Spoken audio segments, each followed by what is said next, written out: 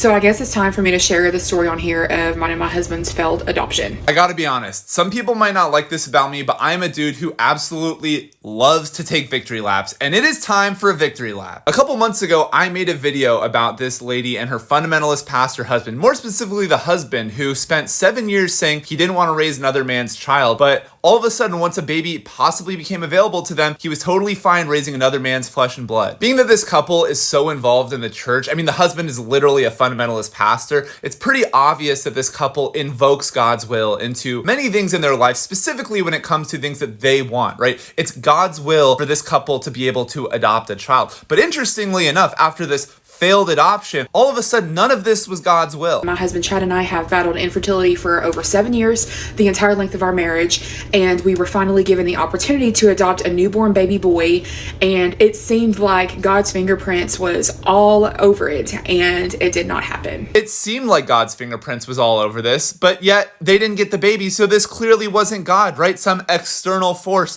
the devil, took the baby away from them or whatever. And look, before you go feeling bad for this family or being mad at me for taking my victory lap, a failed adoption is such a disgusting term. The only people that are failed by a failed adoption are people that are rooting for a child and its mother to be separated from each other. People that hope that this separation of mother and child can lead to someone achieving parenthood.